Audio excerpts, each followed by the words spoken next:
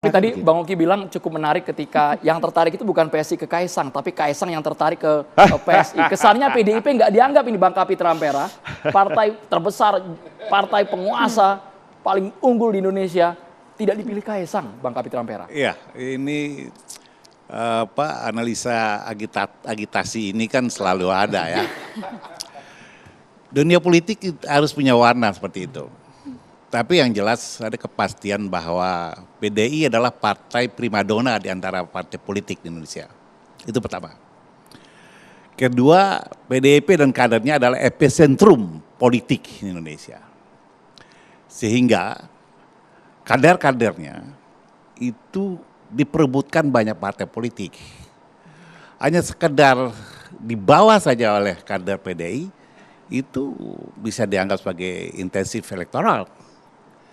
Jadi bagi kami hal itu menandakan bahwa PDI punya kekuatan luar biasa dalam perpolitikan Indonesia. Dengan peristiwa kemarin, bagi PDI sebagai partai, namanya partai demokrasi, manusia punya pilihan dan kebebasannya sendiri. Toh juga Kaisang selama ini belum menjadi anggota partai politik PDIP.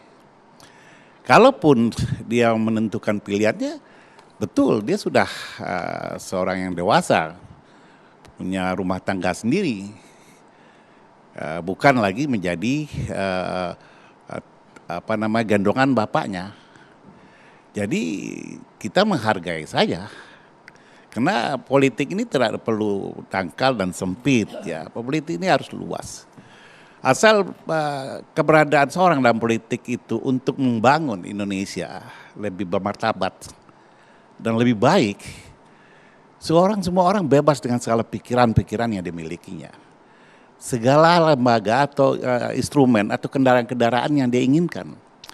Tetapi PDI tentu juga punya regulasi, PDI juga tentu punya platform, PDI juga tentu punya kader-kader yang selama ini menjadi ukuran-ukuran politik Indonesia. Tapi abang sepertinya nggak lepas gitu, kurang happy ya bang kayaknya dari wajah yang jelasin soal Kaisang. Peta kompli dalam politik itu tidak hanya di luar sana, di dalam sini juga akan ada itu ya. Jadi bagi kita PDI ini sudah lewat dengan 18 lembah dan jurang. Mulai dari reformasi, zaman Orde Baru dan sebagainya ya. Jadi sudah mature berkonflik sih, sudah sangat matang dalam peristiwa-peristiwa seperti ini. Jadi tidak akan tergoyahkan. Bagi kami adalah fokus ke depan 2024 harus kembali jadi pemenang. Ya. Tapi kalau aturan bagaimana sih Bang, diperbolehkan dalam satu keluarga? Harus kembali jadi pemenang dan harus kembali menjadi pemimpin di elit kekuasaan di Republik ini. Itu tujuan PDIP hari ini.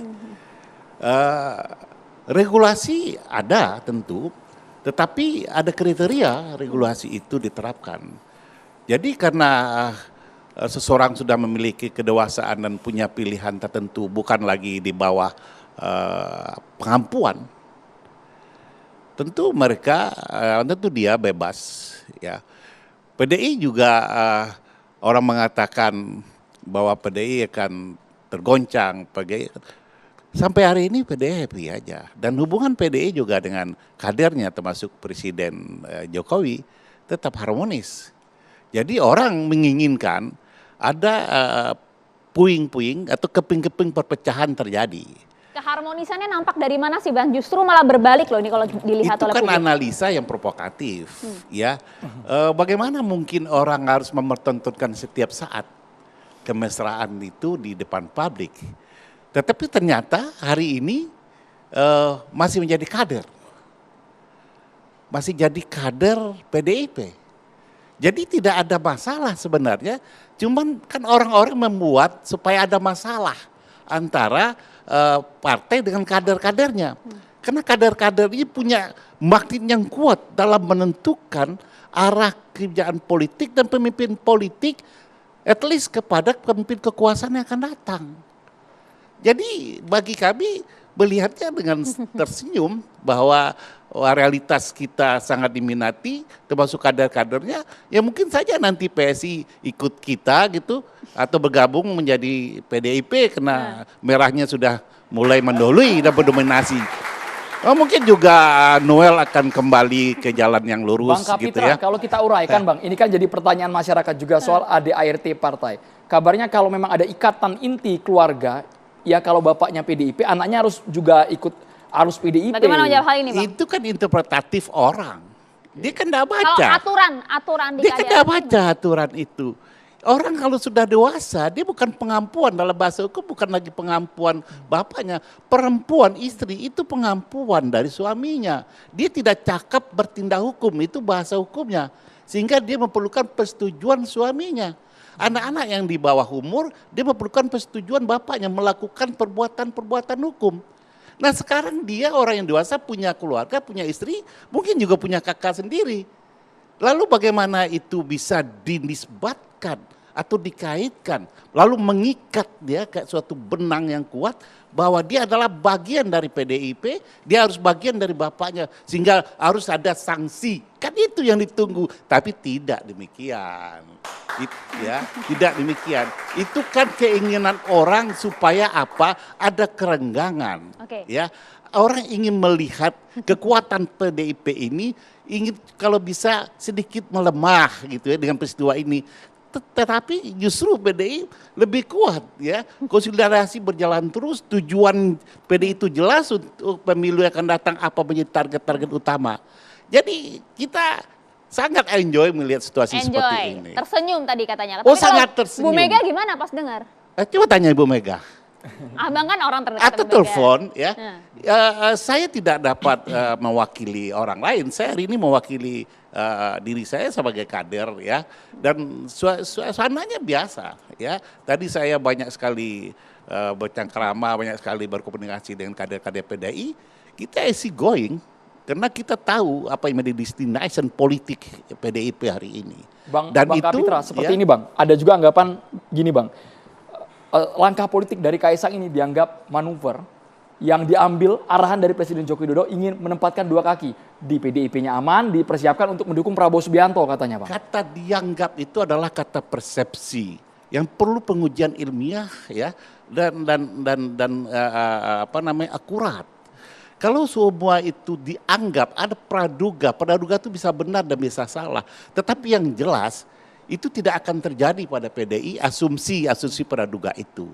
Karena PDI juga punya komitmen, kader-kader juga punya etika dan adab dalam berpolitik dan punya ikatan yang kuat, ikatan kebatinan. Dan itu tidak akan, kalau orang-orang ingin menunggu itu, ya, menunggu bahwa dia akan melihat ada penyeberangan, ada resistensi, ada perlawanan, ada pembangkangan dan sebagainya dari kader, itu nggak akan ada. Nggak menunggu Bang, itu yang nampak. Karena tadi seperti yang Itu disampaikan yang nampak di seberang lautan, tapi yang nampak di depan mata kan nggak kelihatan. Begini Bang, ya. Tadi Mas Ugi udah sampaikan bahwa sejauh ini kita selalu berkomunikasi dengan Pak Jokowi, meminta advice dan lain-lain. Anda tersinggung nggak sih sebagai PDIP, kader Anda justru berkomunikasi cukup intens bersama dengan partai lain gitu? Ingat loh, Pak Jokowi itu presiden rakyat Indonesia. Presiden bagi orang yang memilihnya, presiden bagi orang yang tidak memilihnya. Presiden bagi rival politiknya. Yang diakomodasi menjadi sahabat dalam pemerintahannya. Jadi sah-sah saja ya? Lah, kenapa Anda tidak tanyakan bagaimana rival politik bisa masuk ke kabinet, bisa bekerja sama dengan Pak Jokowi? Malah itu yang lebih amazing, lebih luar biasa. Tetapi semua politik Indonesia itu adalah politik gotong royong dalam kekeluargaan. Jadi kalau Pak Jokowi diminta pendapat, dia orang yang dituakan dalam republik ini sekarang.